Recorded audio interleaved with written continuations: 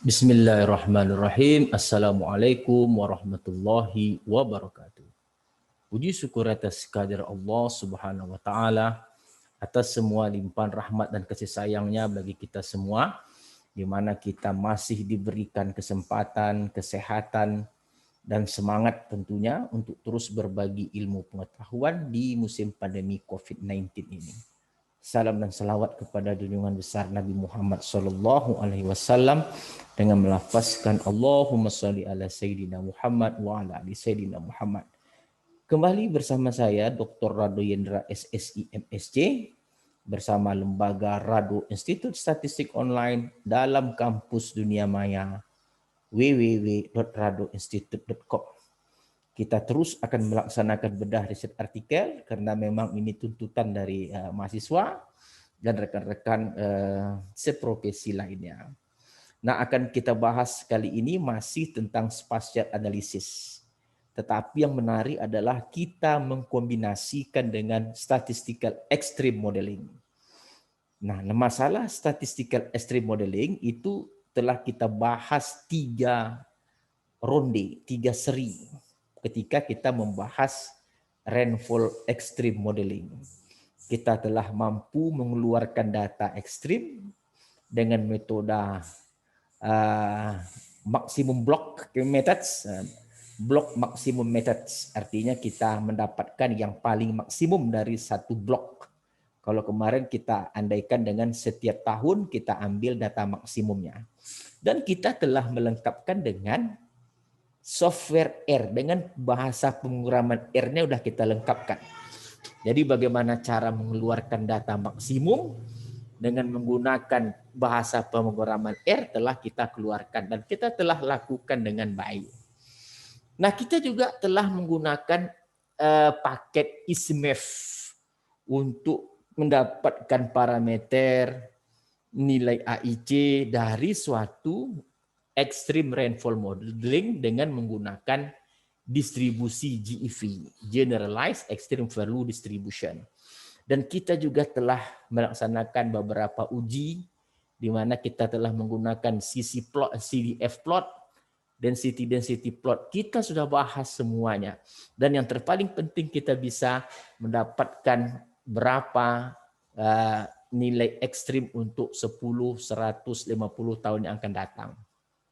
Yang disebut dengan return variate atau return return of level. Nah, kita telah bahas bagaimana pemodelan hujan ekstrim ini dilaksanakan di Pekanbaru. Kita telah mendapatkan bagaimana berapa besar hujan ekstrim itu untuk 10, 50, dan 100 tahun yang akan datang. Silakan simak video kita yang telah kita share 3 sesi kalau saya tidak salah tentang extreme rainfall modeling ini. Telah cukup jelas. Nah, sekarang itu kita kombinasikan dengan spatial analisis.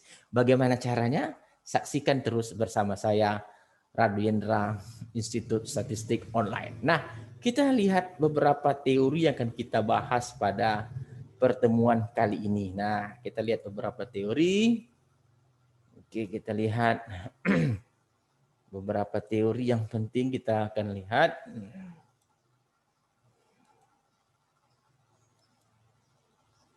Nah, ini dia. Jadi dalam suatu riset artikel, riset artikelnya bagus saya rasa, ini Science Direct, termasuk pada Science Direct. Nah, di situ diberi suatu topik yang sangat menarik, yaitu spatial modeling of extreme rainfall in Northwest Thailand, di Thailand. Nah, di sini terbit tahun 2015. Spatial modeling extreme rainfall Northwest Thailand. Jadi ada 2 kata kunci di sini. Ada pemodelan hujan ekstrim. Nah, pemodelan hujan ekstrim sudah kita bahas 3 ronde. Nah, ada 2 kata kunci, extreme rainfall dan spatial modeling. Nah, ada 2 modeling of extreme rainfall dan spasial. Jadi di sini juga membahas mengenai pemodelan hujan ekstrim, di sini juga membahas mengenai spasial. Nah, kalau kita bicara spasial tentu kita akan berbicara mengenai pemetaan. Nah, Kita telah lihat dari judul, kalau kita lihat apa isi dari riset artikel ini, dia tidak lepas dari GEV distribution. Nah, GEV distribution ini dengan bentuk kumulatif, ini sudah kita bahas berkali-kali. Kita telah memperkenalkan paket ISMEF untuk mendapatkan parameter. Nah, di sini juga ada cara menggambarkan berapa maksimum untuk 10 tahun yang akan datang, 20 tahun yang akan datang, dan 50 tahun yang akan datang. Di sini juga dibahas ternyata di dalam teori riset artikel ini. Jadi riset artikel ini juga sangat luar biasa ternyata dalam membahas. Jadi saya rasa juga riset artikel ini juga sangat luar biasa dalam membahas apa yang telah kita pelajari sebelumnya gitu loh. Jadi di sini yang dikatakan pemetaannya adalah dia melaksanakan spasial analisis untuk, ini yang perlu kita bincangkan, untuk seperti apa hujan ekstrim itu di 10 tahun yang akan datang, nih 10 tahun yang akan datang, 10 years, oke, 20 years, oke, 15 years, dan 100 years. Return variance. Artinya untuk 10 tahun, 20 tahun, 50 tahun, 100 tahun yang akan datang, seperti apa hujan ekstrim ini di wilayah-wilayah yang dijadikan sebagai tempat penelitian. Nah, kita lihat peta-peta yang dihasilkan. Ini merupakan suatu peta yang dihasilkan persis seperti yang kita lakukan pada dua bedah riset artikel sebelumnya. Kita telah berbicara mengenai tentang pemetaan COVID-19 di Pekanbaru dan bagaimana memetakan jumlah mahasiswa laki-laki dan nilai matematika dan nilai bahasa Inggris. Kita menggunakan software. Jadi dengan kata lain, dengan apa yang telah kita miliki, kita telah membahas pemodelan ekstrim untuk 3 sesi kita bahas, lalu dengan menggunakan spatial analisis telah kita bahas juga. Artinya kita bisa menghasilkan riset artikel yang sama baik seperti riset artikel yang terbit pada jurnal jurnal Procedia Environmental Science. Nah, ini termasuk ke dalam Science Direct. Ini sangat bagus nih. Elsevier. Nah, oke. Nah, kalau begitu kita akan coba menggunakan data kecepatan angin, extreme rainfall, extreme wind speed, okay. Extreme wind speed, modeling of extreme wind speed. Nah, kita akan cobakan kepada data angin untuk data yang ada di Pekanbaru. Nah, kita lihat. Nah, jadi bukan Pekanbaru, Sumatera, maaf. Jadi ada 21 stasiun di Sumatera ini yang mencatat kecepatan angin. Seperti di Aceh, ada di Sumatera Utara, di Kepri, di Bengkulu, di Bangka Belitung, di Lampung, di Sumatera Barat, ada di Riau. Ini tempatnya, nah ini dia ada di Sabang, di bandaranya, dengan letak titik latitude dan longitude. Nah, ini dia. Kita sudah masuk kepada syarat wajib dapat dilakukannya sebuah kajian dari spasial analisis. Kita ada 21 titik dengan lengkap dengan titik latitude longitude-nya di 21 bandara yang ada di Sumatera. Data lokasi, data titik koordinat sudah ada. Artinya apa? Kita tinggal menentukan apa yang mau kita petakan. Nah, menurut riset artikel yang kita bahas tadi, yang dipetakan itu adalah berapa ekstrim untuk 10 tahun, 20 tahun, 100 tahun yang akan datang. Jadi ada nilai return period tadi, terjadinya ekstrim untuk 50-100 tahun yang akan datang, untuk setiap titik koordinat, lalu itu dapat dipetakan. Nah kalau begitu, sebelum dapatnya return period, tentu kita harus ada data kecepatan angin maksimal setiap tahun. Nah oleh sebab itu, dari beberapa sumber data, ini dia, kita memperoleh titik hitam ini adalah titik lokasi, yang di hitam ini, titik hitam ini, titik lokasi semua koordinat sumber data penghasil kecepatan angin. Nah ini dia. Ini titiknya, kita udah tahu titik lokasinya. Nah tentu dengan adanya titik ini, dengan menggunakan interpolasi Kriging, kita bisa menentukan titik-titik yang belum ada nilainya dengan menggunakan interpolasi Kriging. Seperti yang saya tandakan yang merah ini, kan dia belum ada nilainya. Kecuali yang titik hitam itu bisa dicari. Oke, nah kita lihat ini adalah data. Ini datanya. Ini data sebagian stasiun, ada 5 stasiun yang saya ambil. Jadi datanya itu dari tahun 1999 sampai tahun 2019 untuk data kecepatan angin harian.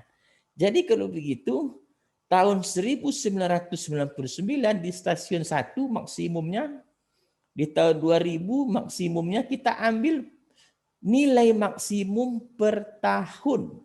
Artinya kita menggunakan metode block maximum method. Nah, block maximum method, maksimum block of maximum method. Artinya kita mendapatkan nilai maksimum untuk setiap tahun. Jadi ada 5 stasiun data yang kita tampilkan. Sebenarnya ada 21 stasiun. Tapi untuk menghemat kita gunakan cukup 5 stasiun saja. Oke, sebagai gambaran pada kita semua. Nah, kalau begitu, kalau datanya ini sudah ada, tentu kita tinggal menggunakan paket dalam R itu disebut dengan paket ISMEF. Jadi lihat kembali 3 video tentang pemodelan rainfall yang telah kita bahas, namanya paket ISMEF. ISMEF itu paket khusus untuk Generalized Extreme Value Distribution, khusus untuk pemodelan distribusi GEV namanya. Kita bisa mendapatkan parameternya. Data sudah ada. Cara mengeluarkan maksimum sudah kita bahas, bro. Jadi tidak ada lagi alasan tidak dapat menghasilkan riset dengan baik. Nah, setelah kita dapatkan data harian, kita keluarkan yang setiap maksimum. Tahun 99 itu maksimumnya begini. Tahun 2000 begini, tahun 2003 begini, dan sampai 2019 adalah nilai maksimumnya seperti ini untuk kecepatan anginnya. Datanya sudah siap. Begitu juga untuk stasiun berikutnya. Tahun 1999, tahun 2000 telah kita dapatkan. Tadi stasiun berikutnya tahun 99 5,6, tahun berikutnya telah kita dapatkan. Setelah data ini dikumpul, dengan memasukkan data ini ke dalam paket ISMAP, kita mendapatkan parameter. Nah, ini dia parameter. Ada parameter, 3 parameter dari distribusi dari GEV ini. Oke, ada alfa, ada kappa, ada eta atau entah apa namanya, entah cantik, entah hatu, segala macam nggak tahu. Nah ini adalah nilai-nilai parameter yang dikeluarkan oleh ISMEF. Jadi kalau gitu kita sudah siap semua sebenarnya. Tidak ada lagi yang kita ragukan. Data sudah ada. Lalu ISMEF sudah ada. Sudah diajarkan bagaimana cara mengeluarkan data maksimum. Sudah diajarkan cara bagaimana mendapatkan parameter. Lalu dengan parameter yang ini, kita dapatkan untuk 10 tahun yang akan datang untuk stasiun 1, Stasiun 2, stasiun 2, 3, 4, 5. Kita dapatkan ini untuk 10 tahun yang akan datang. Ini untuk 50 tahun yang akan datang. Ini untuk 100 tahun yang akan datang di Sumatera. Wind speed in Sumatera. Dengan 21 titik stasiun yang memiliki datanya. Lalu kalau begitu, setelah ada parameter, setelah ada return of period, kita cek dulu kebaikan parameter. Nah, mencek kebaikan parameter kita telah bahas. Kita menggunakan, oke ini dia, CDF, Cumulative Distribution Function. Kita lihat yang hitam itu adalah data sebenarnya. Oke, yang hitam itu data sebenarnya. Hampir untuk setiap stasiun, ini saya ambil cuma 4 stasiun saja, stasiun 2, 1, 2, stasiun 3, stasiun 4. Semua distribusi GeV itu sangat baik digunakan untuk memodelkan untuk kecepatan angin ekstrim tadi. Setelah kita yakin dia benar, tepat modelnya, baik parameternya terhadap model, barulah kita dapat nilai return period tadi. Bagaimana cara mencari return period? Itu silakan buka lagi video saya tentang extreme rainfall. Telah kita bahas secara tuntas. Udah kita bahas secara tuntas. Lalu kalau begitu, kalau saudara bayangkan, saudara bayangkan, setelah saya mendapatkan data return period, data latitude dan longitude, artinya saya dengan menggunakan software surfer, saya menggunakan software surfer untuk 21 stasiun yang ada tadi sebagai data, untuk mendapatkan titik lokasi yang tidak ada datanya, saya menggunakan software surfer dengan menggunakan teknik interpolasi Kriging. Nah, kita lihat bahwa dia semakin hijau, semakin naik. Semakin hijau, nilai anginnya itu semakin naik. Jadi kita lihat nilai hujan, nilai kecepatan angin itu dari 20 untuk 10 tahun yang akan datang, meningkat kepada maksimum 32 lebih untuk 50 tahun yang akan datang, dan meningkat lagi menjadi 37 untuk 100 tahun yang akan datang.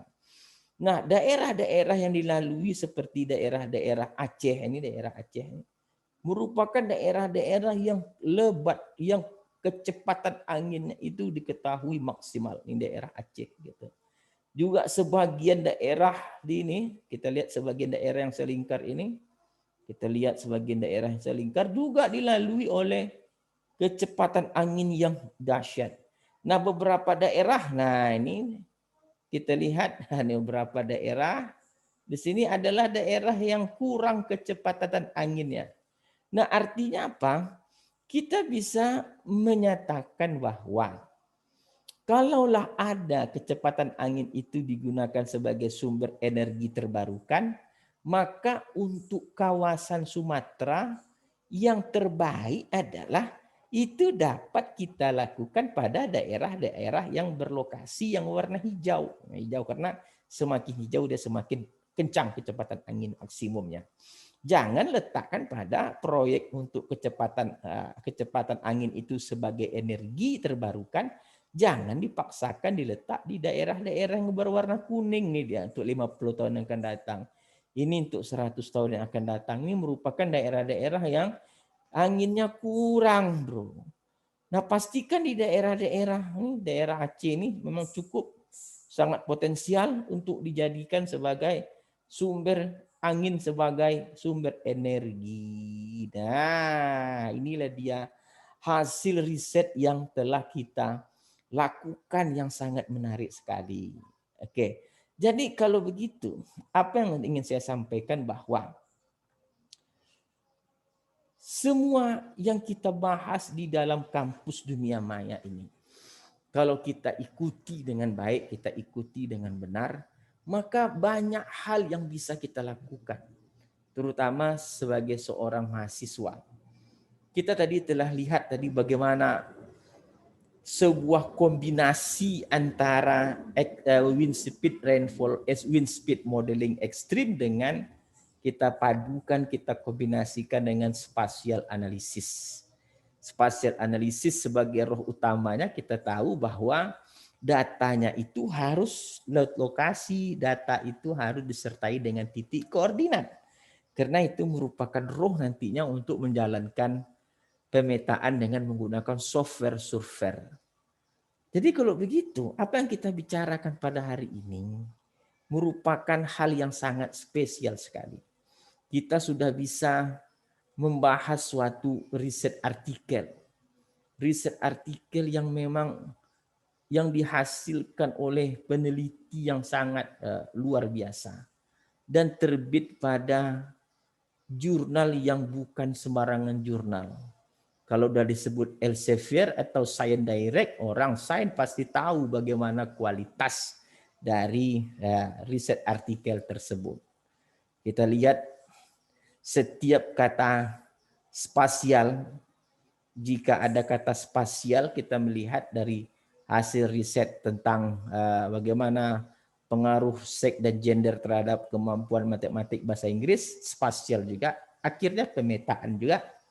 Kemarin kita lakukan di bidang COVID-19 juga spasial juga, pemetaan juga. Sekarang spasial yang dihubungkan dengan modeling of extreme rainfall.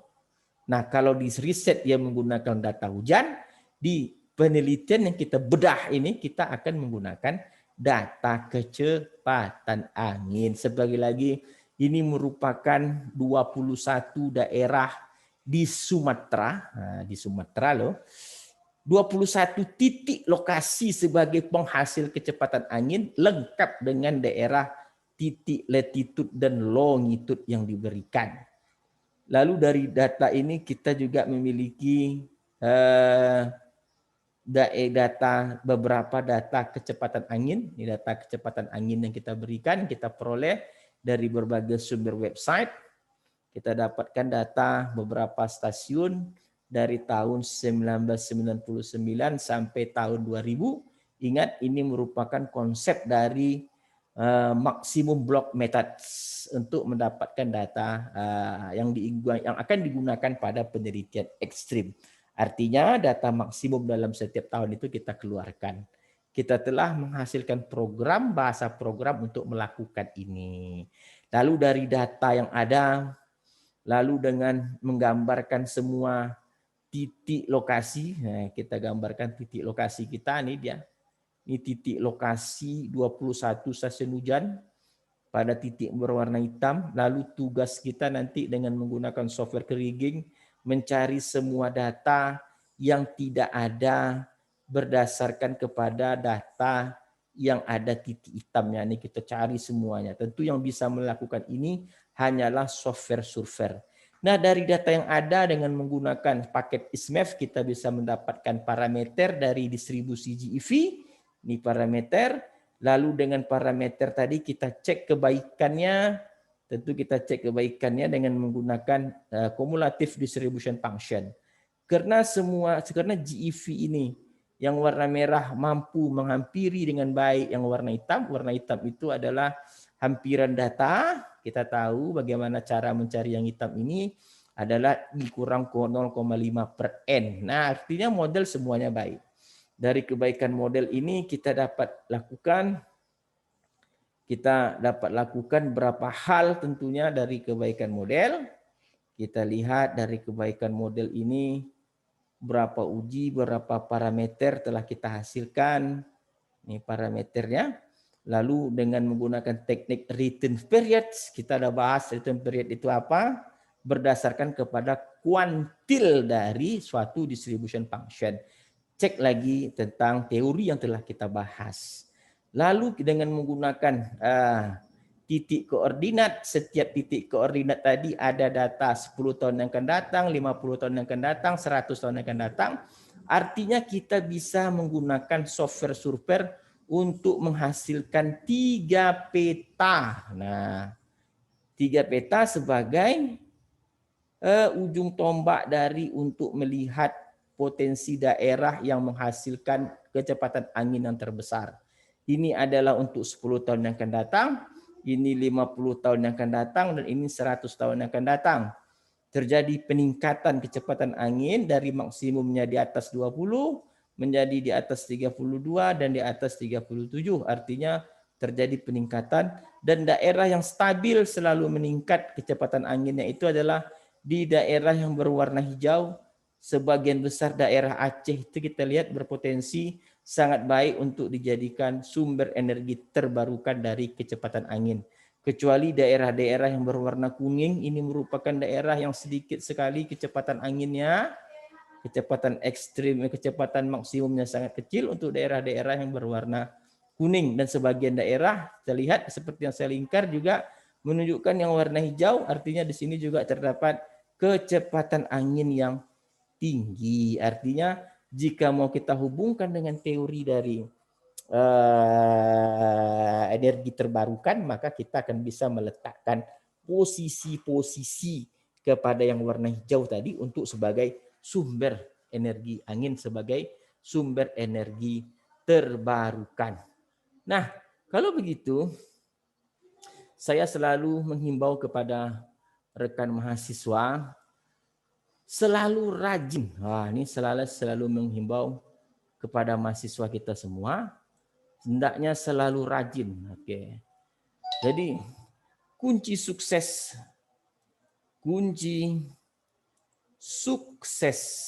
untuk tetap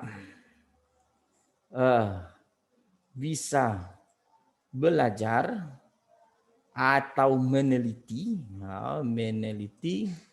pada musim pandemi. Ya, pada musim pandemi, saya sebagai pengelola dari Kampus Dunia Maya memberikan saran. Satu, sarannya adalah sering-sering mengunjungi Kampus Dunia Maya.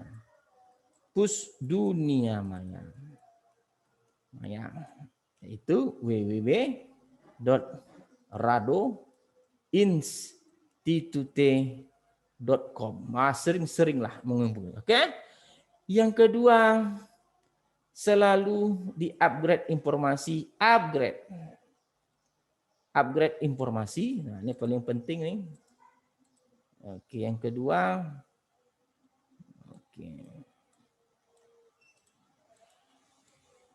yang kedua, upgrade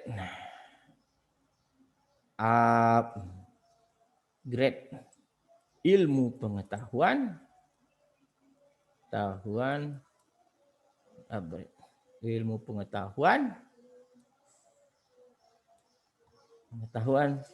dengan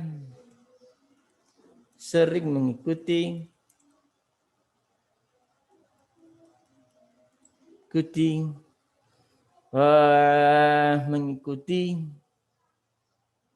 tools atau sering mengikuti konten pada kampus. Oke, pada kampus Dunia Maya, terutama konten bedah riset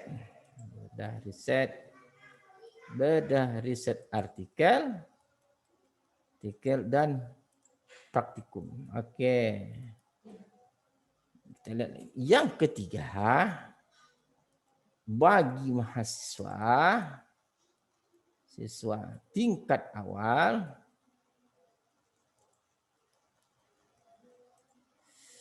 semester yang masih aktif kuliah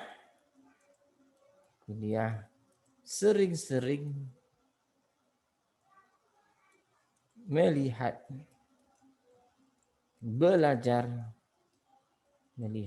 dan sambil belajar pada konten bahan ajar di dalam kampus dunia maya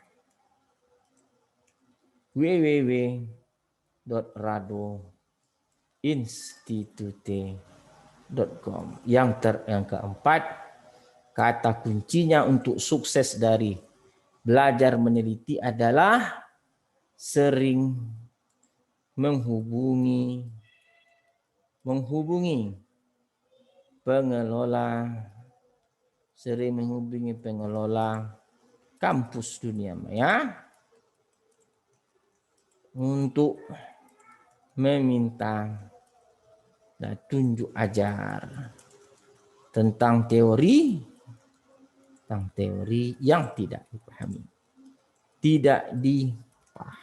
Nah, jadi keempat ini itu bisa saudara layangkan kepada kampus dunia maya www.radoinstitute.com untuk sekedar share-kah, meminta pengetahuan-kah, meminta bantuan-kah. Itu silakan saja, sebatas kita sanggup membantu, kenapa kita tidak membantu. Oke, terutama sekali pada musim pandemi COVID-19 ini. Saling berbagi adalah hal yang saling mengasikkan dalam hidup ini. Oke, saya rasa mungkin ini terima kasih atas pertemuan yang sangat menarik ini.